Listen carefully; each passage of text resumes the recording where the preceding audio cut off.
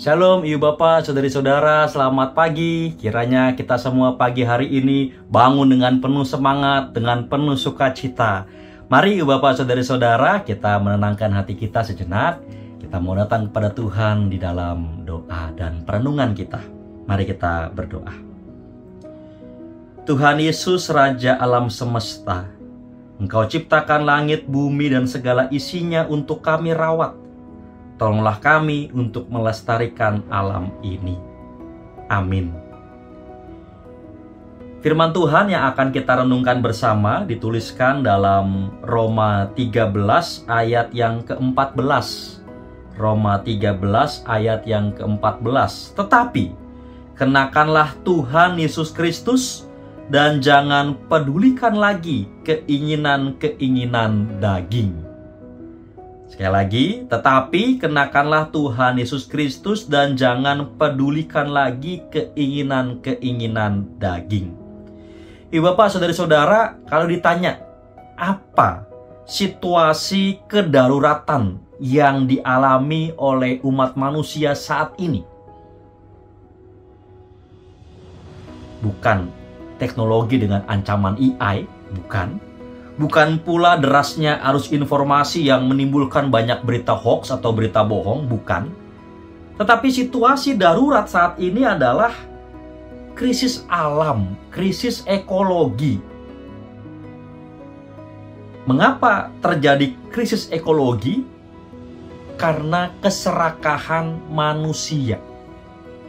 Pabrik-pabrik terus memproduksi barang-barang yang membuat kita tidak lagi mampu mengenali mana keinginan dan mana kebutuhan. Lalu kemudian tanah dibeton agar menjadi jalanan yang mulus supaya kita lewatnya enak. Sementara sebenarnya betonisasi itu membuat tanah menjadi kering karena nggak pernah kena air. Air hujan nggak nyampe ke tanah. Semuanya berhenti, tertahan karena ada beton. Lalu kita juga menyaksikan bagaimana hutan-hutan porak-poranda karena ada galian-galian tambang. Keserakahan. Itulah keinginan daging yang telah merusak bumi ini. Alam kita sudah rusak. Kalau pagi hari kita keluar rumah dalam perjalanan, mungkin ibu bapak, saudara-saudara yang kerjanya di Jakarta, jalan begitu, kita melihat bahwa ada kabut tipis yang menutupi pandangan kita. Itu polusi. Luar biasa kan polusinya begitu ya. Itu karena ada keinginan daging yang rupanya namanya keserakahan yang membuat kita kemudian mengabaikan alam ini. Polusi ya tetap aja terus, nggak ada masalah. Kita nggak peduli. Kita nggak peduli ketika kemudian banyak air sungai yang tercemar. Kita nggak peduli dengan udara yang tercemar, dengan tanah yang tercemar. Kalau ini terus-menerus berlangsung, lama-lama hidup kita juga akan musnah. Maka ibu bapak, saudari-saudara, kenakanlah Tuhan Yesus. Ini pendasaran etika Kristen yang dituliskan oleh Rasul Paulus. Kenakanlah Tuhan Yesus.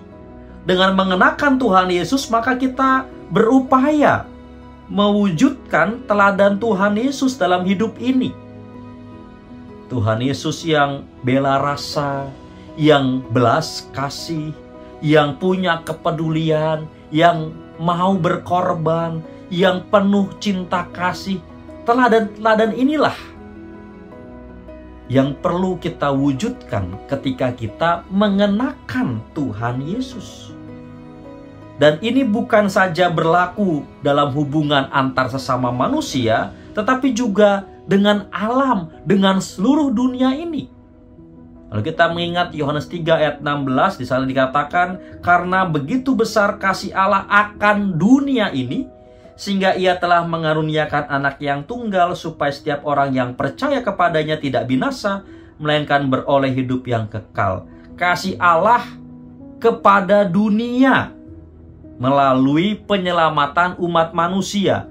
Supaya apa? Supaya manusia bertindak menyelamatkan alam ini. Mari kita tidak bisa diam saja. Kerusakan alam sudah begitu hebat.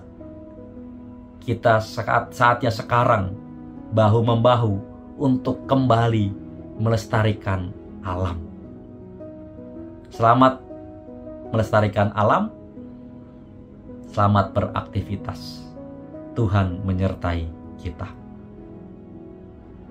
Amin.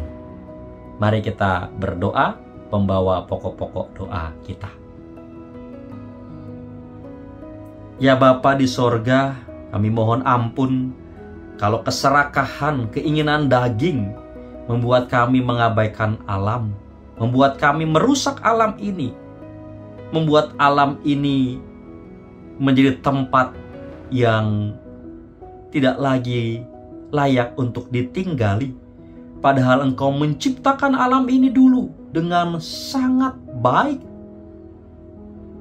Kami mohon ampun Tuhan, seraya memohon pertolongan Roh Kudus-Mu, hikmat-Mu menolong kami untuk mau kami kembali peduli terhadap alam ini, mau bahu-membahu melestarikan alam ini. Tolonglah kami Tuhan untuk mau berupaya menyelamatkan alam ini dari kehancuran. Ya Bapa yang penuh rahmat, Raja alam semesta, kami mau menyerahkan seluruh hidup kami dalam tangan kuasa-Mu. Begitu pula kami mau menaikkan doa-doa permohonan kami. Dengarkanlah ya Bapa.